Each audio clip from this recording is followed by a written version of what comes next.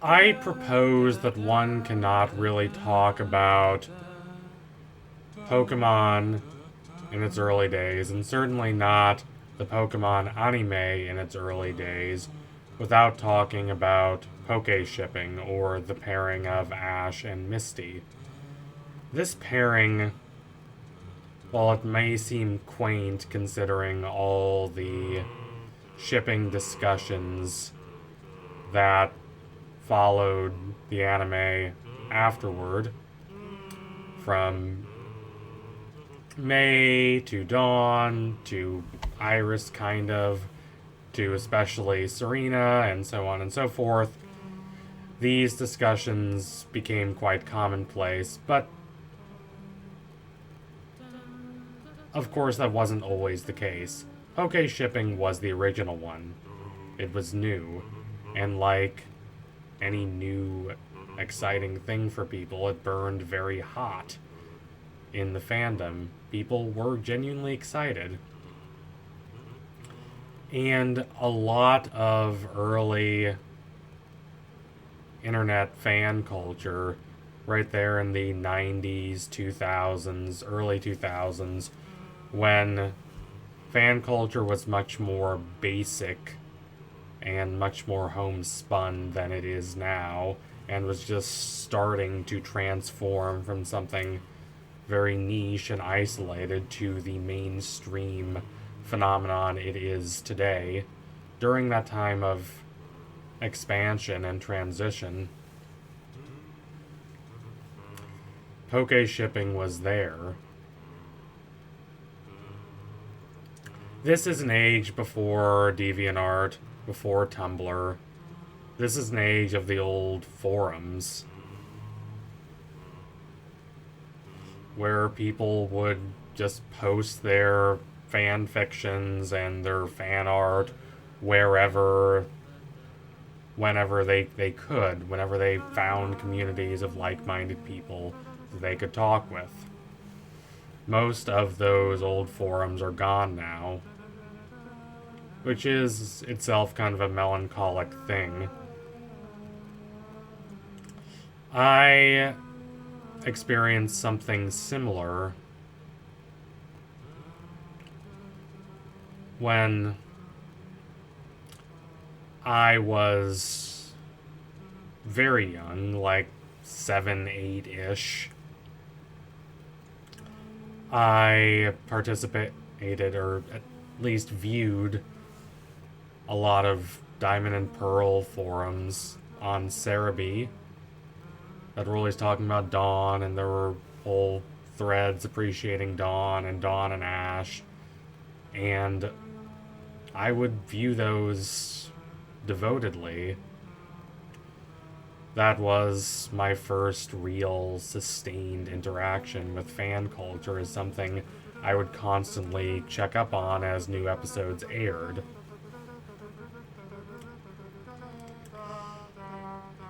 I was probably too young to be doing that, and yeah, I saw some things I probably should not have seen at that age, but it was also exhilarating and joyous. And then relatively recently, I tried to look back for those old forums, and they're all gone, I believe, now. I certainly couldn't find them. So there's a bit of melancholy I recognize in seeing an entire place, a space, even if it's just a virtual space, where you spent your life, significant portions of your life, just vanish. Especially for these shipping discussions, because they get quite passionate. And it's easy to mock, especially from a cynical adult perspective. But for the people who participate in these, a lot of whom are younger kids and teens, this is something very emphatic. It means a lot. The early stages of the Pokemon fandom were a bit frenetic, a bit energetic. No one really knew how to handle this Pokemon phenomenon yet. It's not something I can really explain to those who weren't around. I mean, I wasn't really around all the way back then. although it was much closer to me by the time I started getting into that fandom stuff in the late 2000s. But it was absolutely enormous, and it was scrappy, it was homespun. People were trying to figure out how to think about the anime, how to relate to the anime, how to handle this new bubbling culture of fan creations. Fan fiction, depending on how you want to define it, is a very old thing. And modern, quote unquote, fan culture starts all the way back with Star Trek in the 60s and 70s. But what we think of as fan culture was very much an invention of the internet. You could have your ships, you could have your pairings that you were passionate about, but before the internet, there wasn't really a convenient place for you to interact with like-minded people who shared your passions, who didn't think you were some weirdo for caring about that kind of thing. And all that really starts growing in the late 90s, early 2000s, just as Pokemon is taking off, becoming this worldwide phenomenon, attracting massive audiences. And this Pokeshipping community, all these rabid, passionate discussions, all these bits of fan fiction and fan art, some of which you can find still in isolated places if you know how to look, some of which was uploaded elsewhere later.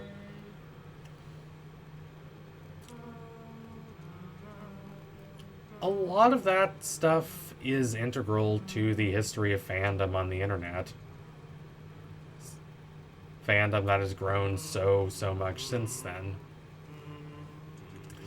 And a lot of that is important to the history of Pokemon. By the ending of Ash's tenure in the Pokemon anime, it had settled into a bit of a routine. Ash goes around a region, he collects 8 badges, he travels with a new female companion that everyone wants to pair him with, at least in the fandom front. He competes in the league, does well, often a bit incrementally better than last time, then he loses, has a bit of an existential crisis, then goes off on a new journey with new companion and new Pokemon. But that was not the case necessarily early on. That had not been set. The original trio was Ash, Misty, and Brock. It was them throughout Kanto, throughout the Orange Islands, throughout Johto, throughout those early days of Pokemon when it was just really starting to take over the world, and everyone was very aware of it, both because it was genuinely a bit bigger back then than it is now, and as importantly because it was new then and people weren't really accustomed to it. It was exciting. There is not the plan in people's minds, both the minds of the creators and the minds of fans, that, oh, Misty is just another one of these companions who are just going to keep being replaced as Ash goes from region to region.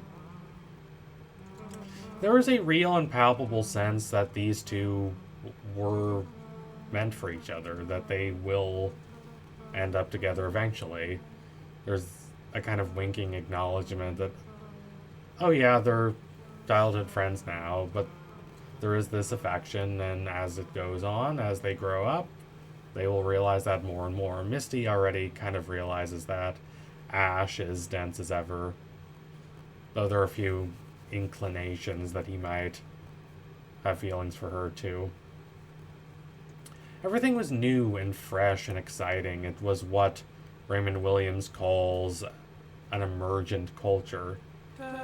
Something where the rules and patterns and structures of it in relation to a sense of predictability and expectation are not yet established.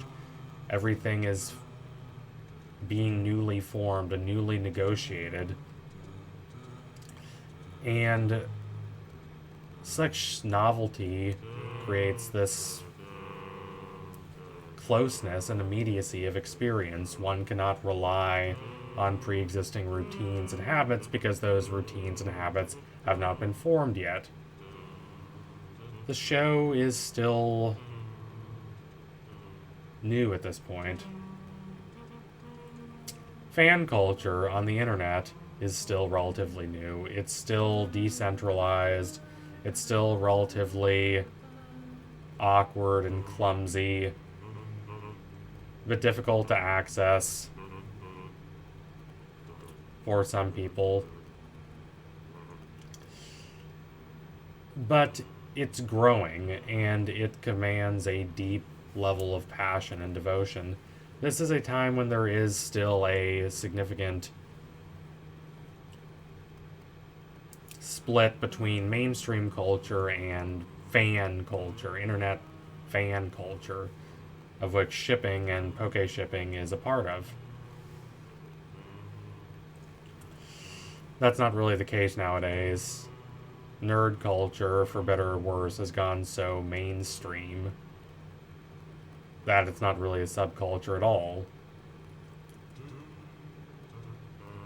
You can be a fancy adult with a real white-collar professional job and start talking about Pokemon, and people don't think you're weird or childish nowadays. That was not the case in the early 2000s.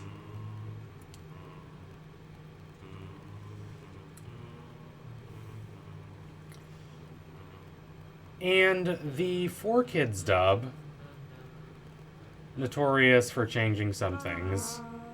A lot more things than we'd be comfortable changing nowadays. Again, this is a time when everything is new and everyone is still trying to figure out how to negotiate transforming this very distinctly Japanese cartoon into an American audience, something that people can really get. And yeah, it's clumsy sometimes, but forgive them that. They were pioneers trying to figure this whole thing out. It's easier for us nowadays when everyone is much more familiar with anime to look back on those early days of dubbing and scoff, but I would recommend resisting that impulse and looking more honestly at these dubs. There's some silly stuff like the famous jelly donut phenomenon, but there's also some things that are kind of fun. Like how they amplified the Pokeshipping, made Misty's hints that she likes Ash a lot more overt. There's even a whole song that they made for the dub where Misty is talking about her feelings for Ash. And at the end of Johto, when Misty finally leaves Ash behind to go her own separate way, that moment is made much more explicitly romantic in the dubbed version of the show. That's not to say Pokeshipping isn't there in the Japanese. It is.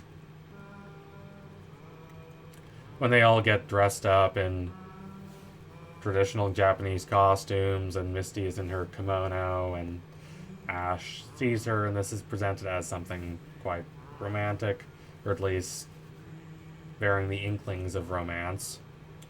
And there are moments such as in the Orange Islands arc when Rudy is making his advances on Misty and she spurns him.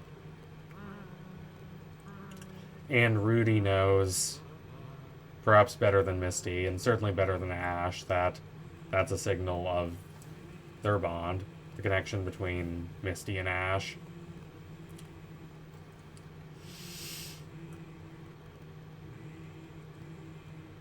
She was the first person to travel with him. She was his original childhood friend, companion. And throughout his journeys with her, bickering as they might be, he transforms from this very immature kid to someone closer to the character he eventually becomes. A bit more mature, a bit more level-headed, still impulsive, but in a loving, dorky way. The replacement of Misty with May, again, might seem mundane now, looking back at all the other replacements that happened after that. May for Dawn, Dawn for Iris, Iris for Serena, Serena for the whole Alola gang.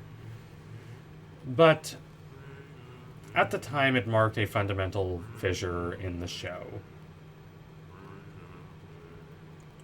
It marks a clear delineation between the first early experimental seasons of the show, when they were still trying to figure out what it should be, with the model that they eventually developed, starting in Ruby, Sapphire, Emerald, Advanced Generation, and going forward.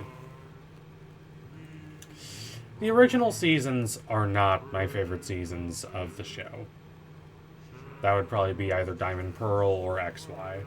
Misty is also not my favorite companion, and Pokeshipping is not my favorite pairing. I do like Misty, and Pokeshipping is nice and cute. With nothing against her or the pairing. But it's not quite as appealing to me as some of the other pairings we get later. What it does have going for it, though, is that freshness. This sense that this is not just one stage of the show. This is the show. This is not just one of Ash's relationships with a female companion. This is the female companion. The show was originally made with that intent, and fans originally came about it, thought about it in that way. There is this almost naive optimism and hopefulness about Pokeshipping, especially in its original iteration, back when these first few seasons were airing, that I really respect, when they were still trying a lot of new things with the show, when there was a kind of freshness and novelty to the kinds of storylines they were creating and the kinds of narratives and character arcs they were trying to think about and consider.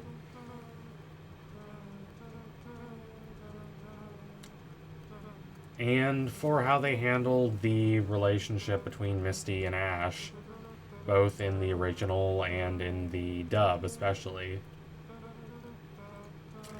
There's this awkward earnestness that is very reminiscent of many people's actual first crushes and first semi-relationships. I personally relate to this. It's the kind of stumbling awkwardness that's appealing because it's true and honest and original.